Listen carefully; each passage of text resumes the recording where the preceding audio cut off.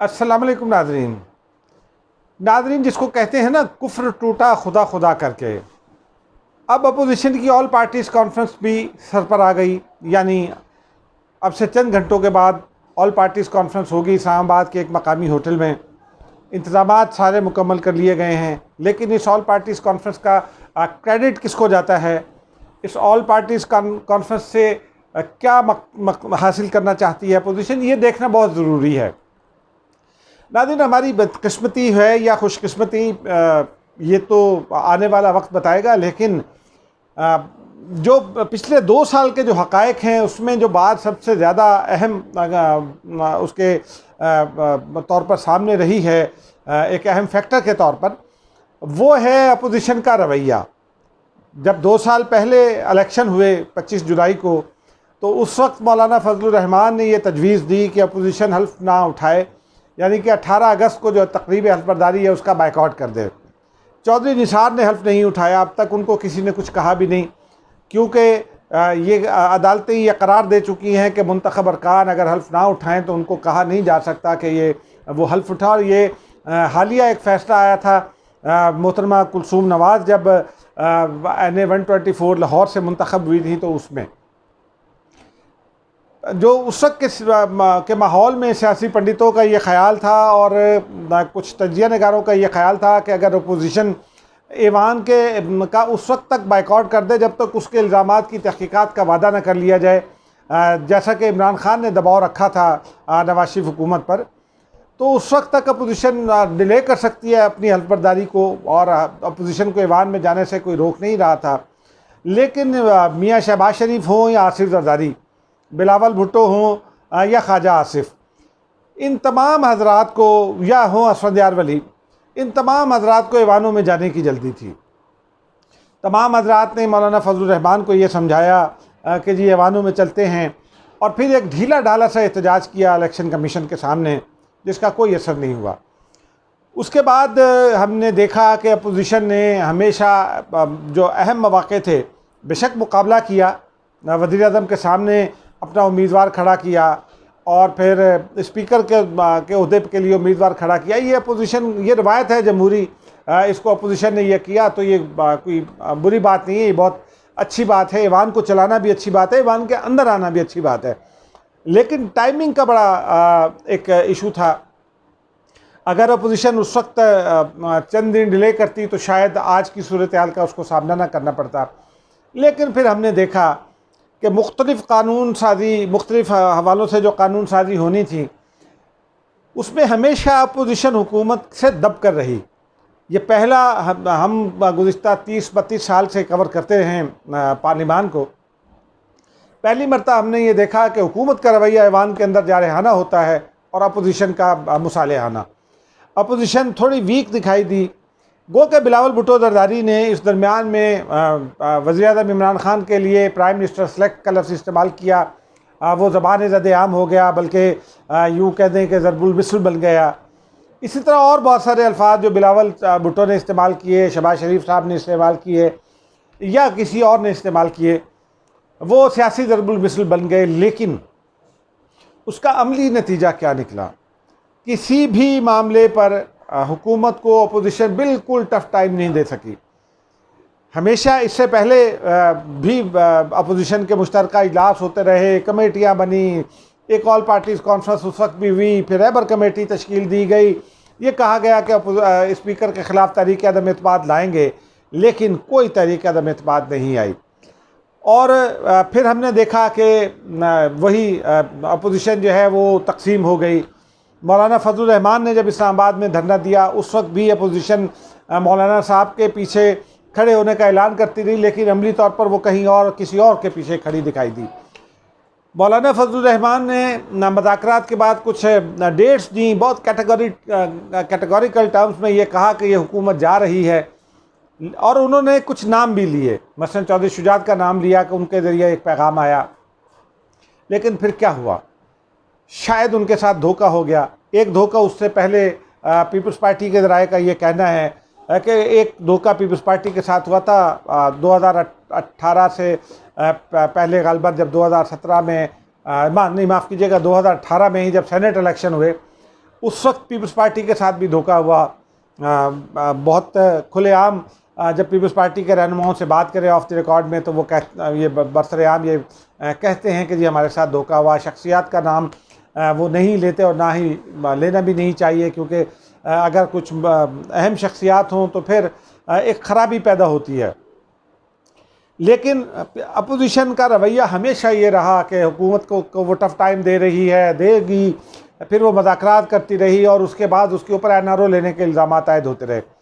हकीकत ये है ख़वातीन और हज़रात कि जब हम उन मज़ाकरात को कवर करते रहे जो कानून साजी के हवाले से अपोजिशन और हुकूमत के दरमियान हुए, तकरीबन हर बार हुकूमत की जानिब से बैकआउट किया गया। मसलन चंद माह पहले या 1 साल पहले कुछ कवानीन में तरमीम करना थी, हुकूमत ने यह कहा कि नैब के कानून पर बातचीत करते हैं, कुछ चीज़ें एग्री कर ली गई, लेकिन फिर हुकूमत ने वो मुज़ाकरात का सिलसिला अपने तौर पर ख़त्म कर दिया और फिर वज़ीर-ए-आज़म की जानिब से ये इल्ज़ाम आया कि जी अपोजिशन NRO मांगती है।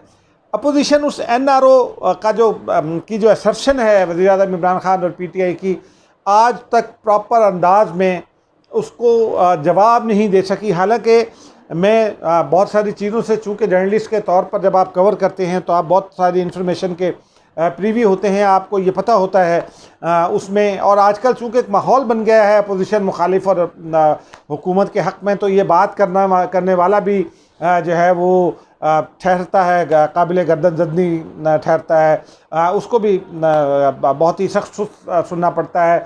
बाज़ औक़ात तो गालियाँ भी सुनना पड़ती हैं, हमें भी कई बार इस तनक़ीद पर गालियाँ सुनना पड़ी, लेकिन ये कोई इतनी बड़ी बात नहीं है। आदमी को खुल कर बात करनी चाहिए। हुकूमत ने हमेशा बैकआउट किया, जो वादे किए गए, स्पीकर ऑफिस में वादे किए गए, उससे बैकआउट किया गया। फिर FATF का मामला आ गया। FATF के मामले पर आपको याद होगा कि उस वक्त भी वज़ीर-ए-आज़म इमरान खान ये फरमाते रहे कि अपोजिशन NRO मांग रही है, लेकिन उसकी एक्चुअल सूरत हाल ज़रा मुख्तलिफ थी। इंसदाद दहशतगर्दी के जो उस वक्त के बिल थे, उसमें बहुत ही ख़तरनाक किस्म की बात दफ़ात शामिल थी। मसलन उसमें एक दफ़ा ये शामिल थी कि सेक्रेटरी दाखिला या कोई भी सिक्योरिटी अफसरान, उसमें SSP भी शामिल है और उसमें और भी उनसे बड़े अफसरान, और उसमें न सिर्फ पुलिस बल्कि दीगर अदारों के हुक्काम भी शामिल हैं, उनको ये इख्तियार था कि वो दहशतगर्दी के शुबे में, मनी लॉन्ड्रिंग के शुबे में किसी को भी उठाएँ और 6 माह के लिए कैद में डाल दें। कोई इंसानी हुकूक नहीं, कोई सियासी हुकूक नहीं, कहीं कोई सुनवाई नहीं, कहीं कोई अपील नहीं। सिर्फ सेक्रेटरी दाखिला के पास अपील हो सकती थी या वज़ीर दाखिला के पास।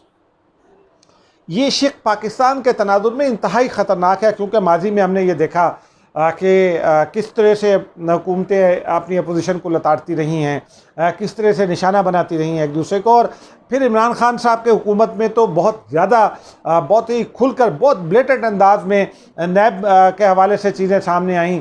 अपोजिशन के ये जो इल्ज़ामात हैं वो इतने भी गलत नहीं है, क्योंकि जो हुकूमत के लोगों पर इल्ज़ामात हैं वो सारे बहुत ही बाइज़्ज़त लोग समझे जा रहे हैं, सरेआम फिरते हैं, किसी के ख़िलाफ़ ना कोई कार्रवाई हो रही है, ना कहीं कोई तहक़ीक़ात हो रही हैं। BRT पेशावर इसका एक बड़ी मिसाल है। BRT के हवाले से जब तहक़ीक़ात का आगाज़ हुक्म दिया पेशावर हाई कोर्ट ने, तो फिर एक साबिक़ चीफ जस्टिस साहब ने सुप्रीम कोर्ट में उसको नलिफाई कर दिया, उस पर हुक्म इम्तनाई दे दिया। और उसके बाद फिर जो बहुत सारे लोग गिरफ़्तार हुए, सब रिहा हो गए, लेकिन जो नहीं रिहा होते वो अपोजिशन के लोग हैं। मसलन खुर्शीद शाह, अब तो शायद तकरीबन साल से ज़्यादा होने का है, वो नैब की हिरासत में हैं। कोई उनके ऊपर जो है सिग्निफिकेंट मुकदमा नहीं बन सका, लेकिन उनके प्रोडक्शन ऑर्डर्स तक नहीं जाते। प्रोडक्शन ऑर्डर्स तक वो अपोजिशन बार बार ये मुतालबा करती रही, लेकिन नहीं इशू होते। फिर खुर्शीद शाह साहब ने ख़ुद भी अपनी पार्टी और अपोजिशन से कहा कि उनको वहीं रहने दें जेल में, इसको ज़्यादा इशू ना बनाएं। आसिफ जरदारी गिरफ़्तार हुए एक तवील अरसा, और फिर बीमारी की बुनियाद पर उनको रिहा करना पड़ा। नवाज शरीफ साहब को सज़ा हुई, जिस तरह से सज़ा हुई, जज साहब ने ख़ुद लिख दिया कि कोई सबूत नहीं दे सका है नैब लिविंग बियॉन्ड मीन्स के या करप्शन के, और लिविंग बियॉन्ड मीन्स और करप्शन में ही उनको 10 साल की सज़ा सुना दी। फिर नवाज शरीफ साहब के प्लेटलेट्स गिरे। नाज़रीन, ये बहुत तासुर है। मैं चूँकि ज़ाती तौर पर आगाह हूँ प्लेटलेट्स के हवाले से, बहुत सारी जब बीमारी होती है, हमारे एक साथी इसका शिकार रहे हैं, उनके प्लेटलेट्स भी बहुत ही डाउन हो जाया करते थे, लेकिन वो रोज़ दफ्तर आते रहे। यानी इसका मतलब ये है कि ये बीमारी ऐसी है जिसमें आपको चलते फिरते रहना है। नवाज शरीफ साहब की बीमारी थी, उसको सर्टिफाई किया बहुत सारे बड़े डॉक्टर्स ने, पंजाब हुकूमत ने उनको बैरून मुल्क इलाज के लिए भेजा। अब अगर वो कहीं चहलकदमी कर लेते हैं, कहीं बाज़ार चले जाते हैं, तो ये उनको मेंटली फिट रखने के लिए ये बहुत ज़रूरी है। हाँ, ये सवाल ज़रूर है कि नवाज शरीफ साहब का इलाज ऑनलाइन हो रहा है, वो तो इलाज पाकिस्तान से भी हो सकता था, वो अमेरिका में हैं डॉक्टर और लंदन में, ये एक सवाल है। लंदन में भी बहरहाल वो किसी एक हॉस्पिटल से अपना इलाज करवा रहे हैं और वो इलाज उनके दिल का है। आपको याद होगा जब प्राइम मिनिस्टर जब नवाज शरीफ वज़ीर आज़म थे, उस वक्त लंदन में उनकी सर्जरी हुई थी और उस वक्त दिल में उनके एक सुई चुभ गई थी, उससे ब्लीडिंग हो गई थी। तो कहने का मतलब यह है कि इसमें हुकूमत भी एट फॉल्ट है, अपोजिशन की बड़ी पार्टी को भी थोड़े से जवाबात देना है।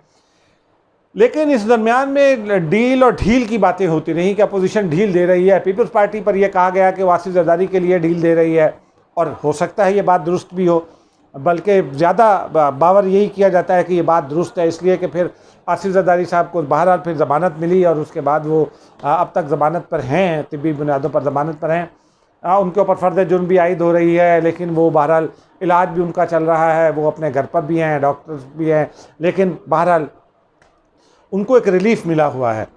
फिर इसी तरह नवाज शरीफ साहब के हवाले से शहबाज शरीफ साहब बिल्कुल खामोश हैं। All parties conference Bilawal Bhutto Zardari करना चाहते थे बकरीद से पहले, लेकिन वो नहीं हुई। उस वक्त भी ये खबरें आई कि शहबाज शरीफ साहब नहीं होने देंगे, वो नहीं हुई।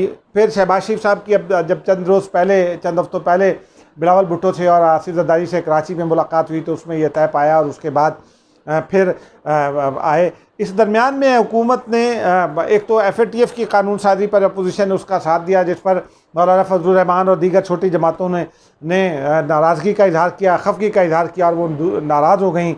लेकिन अपोजिशन की ये दोनों बड़ी पार्टियां हुकूमत की मदद करती रहीं और जवाब में इनका शुक्रिया सिर्फ वज़ीर ख़ारजा ने अदा किया ख़त लिख कर।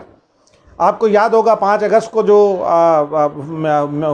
कानून पास हुआ FATF रिलेटेड, उसको अपोजिशन ख़ास तौर पर पाकिस्तान पीपल्स पार्टी ने दुरुस्त कराया था। स्पीकर कौमी असम्बली ने उसमें बड़ी मदद की, मदाखलत की और हुकूमत और अपोजिशन के मज़ाकरात का रास्ता हमवार किया और फिर वो मंजूर हो गया। और दीगर कवानीन की मंजूरी में भी अपोजिशन ने साथ दिया। लेकिन फिर मरला आया FATF के हवाले से ताज़ा जो हालिया चंद रोज़ पहले जो कानून साजी हुई है, वो भी एंटी मनी लॉन्ड्रिंग जो इंसदाद दहशतगर्दी एक्ट का हिस्सा है, उसी में थी।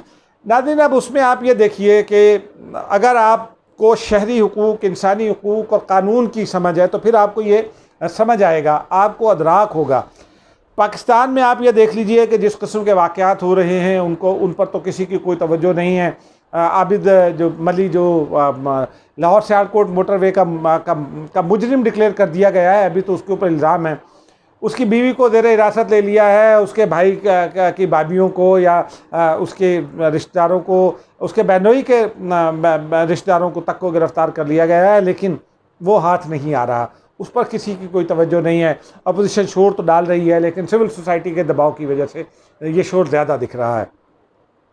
अब इस तनाजुर में जब 17 अगस्त को हुई, अब उसके नकात आप देख लीजिए। मसलन आपकी गाड़ी को अगर कोई किसी पुलिस अफसर से आपकी लग गई, फ़र्ज़ कीजिए आपकी उससे मुखालफत हो गई, तो उसको ये इख्तियार होगा कि वो आपको पर दहशतगर्दी का या मनी लॉन्ड्रिंग का शुबा करे और आपकी गाड़ी को चेज़ करना शुरू कर दे सिविल कपड़ों में। अदालत से वो परमिशन लेगा उसकी ज़रूर, लेकिन अदालत को क्या पता, अदालत को तो आपने बताना है कि जी इसके ऊपर शुबा है और हम इसकी निगरानी करना चाहते हैं। उसकी गाड़ी की आप तलाशी ले सकते हैं, उसको चेज़ कर सकते हैं। उसके घर की तलाशी ले सकते हैं, उसको चेज़ कर सकते हैं। उसके कंप्यूटर की निगरानी आप कर सकते हैं, उसकी ईमेल्स और उसका जो पर्सनल कम्युनिकेशन है उसकी आप निगरानी रख सकते हैं। ये सबसे अहम मामलात हैं और जो लोग दुनिया को जानते हैं उन्हें यह भी इल्म है कि FATF ऐसा मुतालबा नहीं कर सकती। कानून में इस्लाहात का मुतालबा वो कर सकती है, वो सिस्टम में इस्लाहात का मुतालबा बेसिकली उनकी जानिब से किया जा रहा था कि वो लूप होल्स बंद करें मनी लॉन्ड्रिंग के। आपने क्या किया, आपने सारे मुल्क को आपने एट स्टेक खड़ा कर दिया, एक ख़तरे से दो चार कर दिया। अगर वो कोई भी सिक्योरिटी एहलकार अगर किसी के साथ आपकी मुखालफत है, चाहे वो पुलिस है या स्पेशल ब्रांच है, CIA है या कोई और अदारा, तो बस आप ख़तरे में हैं। पहली बात तो ये है, यानी कि जब जर्नलिस्ट तक ख़तरे में होंगे, ये जो जर्नलिस्ट के हवाले से जो इतलात पहले आ रही थी कि उनको उठाया जाता है और उनमें हो सकता है, उन शिकायत में हो सकता है इससे इजाफा हो। मिसिंग पर्सनस का हमारे यहाँ एक इशू है। अब अगर पुलिस एहलकारों को ये इजाज़त मिल जाएगी तो पुलिस का तो आपको भी तजुर्बा है और मुझे भी पता है। इन तमाम हालात में कल APC हो रही है। अब इसमें जो इस APC में एक जो ख़ास बात है वो अपोजिशन क्या करना चाहती है। इस APC में जो सबसे अहम बात है वो ये थी कि बिलावल भुट्टो जरदारी चूँकि इसके होस्ट हैं, और बिलावल भुट्टो जरदारी इसके होस्ट इसलिए हैं कि मुस्लिम लीग नून और शहबाज शरीफ साहब पर अपोजिशन की जो छोटी जमातें हैं, मौलाना फजलुर रहमान हो गए, अख्तर मैंगल साहब हो गए, असफंदियार वली हो गए और महमूद खान आचकजई और ये दीगर जो तमाम जमातें, ये शहबाज शरीफ पर एतमाद करने को तैयार नहीं। इन्हें शहबाज शरीफ के मुकाबले में बिलावल भुट्टो पर ज़्यादा एतबार है, वो इसीलिए वो होस्ट हुए। और वो ये चाहते हैं कि APC में आज जो उनकी मशावरत हुई और उससे जो ज़राए ने ख़बर दी, उसमें ये बताया कि पीपल्स पार्टी ये चाहती है कि हुकूमत के ख़िलाफ़ सख्त फ़ैसले किए जाएँ। मसलन उन्होंने जो तजावीज़ तैयार की हैं, एजेंडा तो सिर्फ दो नुकाती है कि हुकूमत की 2 साला कारकर्दगी और मुस्तक़बिल का लाएअमल। जो एजेंडा है वो बहुत ही नर्म है, उसमें कोई शक नहीं और उससे हुकूमत को कोई परेशानी नहीं होगी। लेकिन प्राइम मिनिस्टर, वज़ीर आला पंजाब, स्पीकर कौमी असम्बली, डिप्टी स्पीकर और स्पीकर पंजाब असम्बली, इनके ख़िलाफ़ अगर तहरीक अदम एतमाद के फ़ैसला अपोजिशन कर लेती है तो फिर एक सियासी हलचल बच सकती है। और इसका देखिए, अपोजिशन चाहे जैसी भी है, इस वक्त जब अपोजिशन ने FATF की हालिया कानून साजी का बायकॉट किया, उससे भी हुकूमत को मदद मिली और हुकूमत ने आसानी से सेल शुरू किया और वो कवानीन जो जिसमें बहुत सारे खदशात और ख़तरात हैं, फिर स्कोप बढ़ा दिया है, नैब का स्कोप बढ़ा दिया है, FIA के को महदूद यूँ समझिए कि कर दिया, क्योंकि मनी लॉन्ड्रिंग पहले FIA के इख्तियारात में थी, अब उसमें कई और इदारे डाल दिए हैं। तो इसका मतलब है कि मनी लॉन्ड्रिंग तो अब गई, मनी लॉन्ड्रिंग पर अब कोई ख़ास काम नहीं हो सकेगा। आप जो मर्ज़ी कर लीजिए, मनी लॉन्ड्रिंग होती रहेगी और पाकिस्तान को इसका इल्ज़ाम सहता रहना पड़ेगा। ये बड़ी बदकिस्मती की बात है कि हम में से कोई भी इसको समझने पर तैयार नहीं।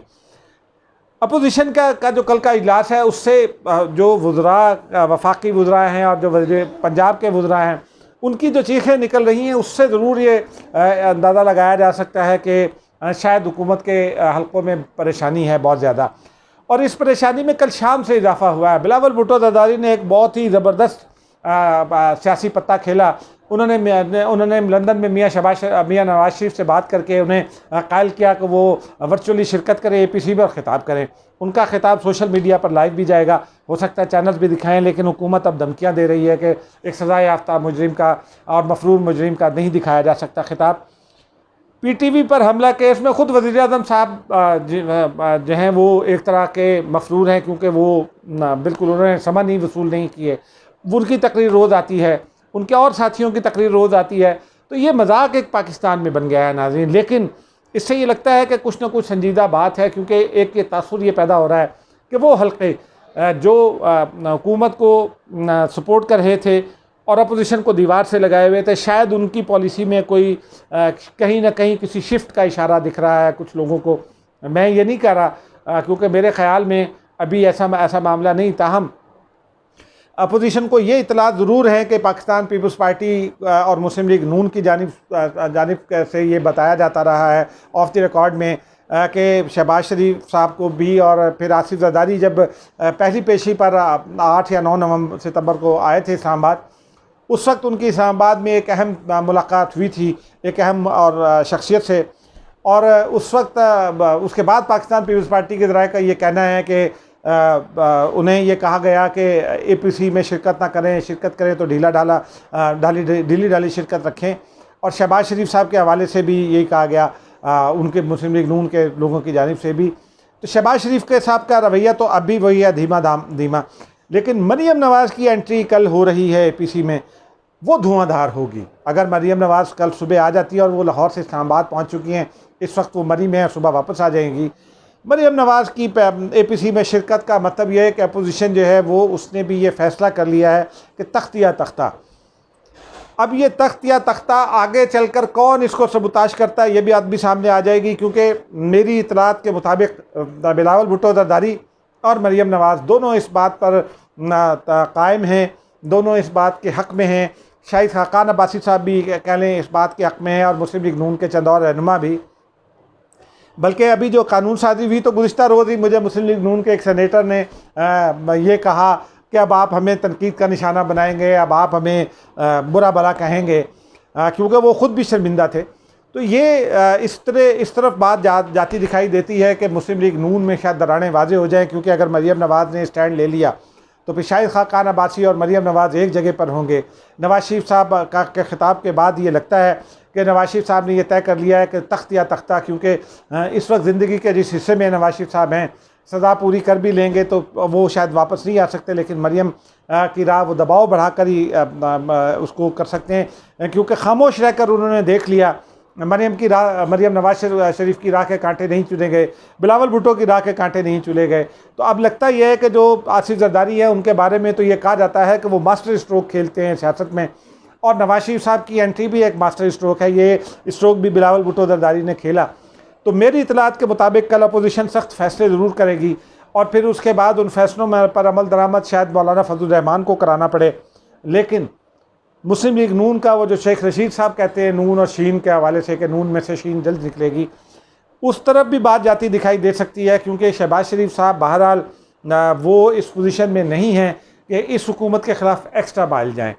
नाज़रीन, और ऐसे में जब अपोजिशन ये कर रही है, मुझे अभी जब गुज़िश्ता रोज़ ही हमने एक जो वीडियो की जिसमें हमने माशरती सतह पर किरदार के बहरान की बात की, उसमें सियासी किरदार भी है, उसमें गवर्नेंस भी शामिल है, उसमें तमाम चीज़ें शामिल हैं।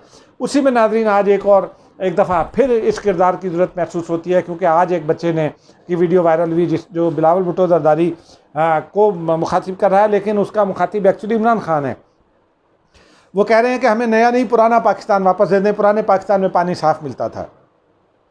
तो ये इस तरह से ऐसा लगता है कि अगर अपोजिशन ने ये कोई सख्त फैसले ना किया और उन पर अमल दरामद ना किया, डटी नहीं अपोजिशन, तो फिर कैरेक्टर के बहरान का शिकार ख़ुद अपोजिशन होगी, और इस बुरी तरह से होगी कि पाकिस्तान में सियासतदान पर एतबार हमेशा के लिए उठ जाएगा।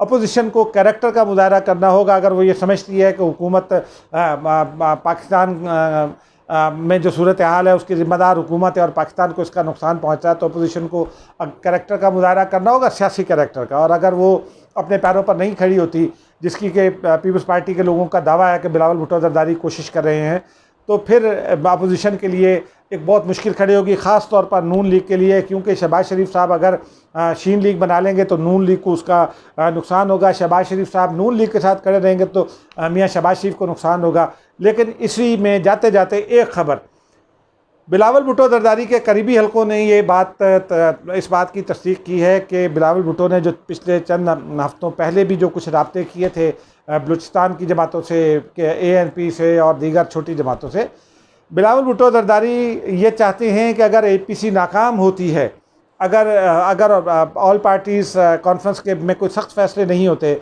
और मुस्लिम लीग नून के बाद हलकों की जानिब से उन फैसलों को सबूताज करने की कोशिश की जाती है, तो फिर वो लेफ़्ट ओरिएंटेड जमातों का एक इत्तेहाद बनाएं और अगले दिनों में शायद ये इत्तेहाद बाकायदा तौर पर सामने आ जाए। यही इस APC को ख़तरा है, क्योंकि अगर बिलावल भुट्टो जरदारी लेफ़्ट का इत्तेहाद बनाने में कामयाब रहे तो फिर पंजाब में नून लीग को नाकाबिल तलाफ़ी नुकसान पहुँचेगा और ये पाकिस्तान का नुकसान होगा। नाज़रीन, अब तक के लिए इतना ही। इजाज़त दीजिए इस दरख्वास्त के साथ कि इस चैनल को सब्सक्राइब कीजिए, अपने दोस्तों रिश्तेदारों को भी सब्सक्राइब कराइए ताकि डीप इंसाइट आपको मिलता रहे। अब तक के लिए इतना ही। खुदा हाफिज़।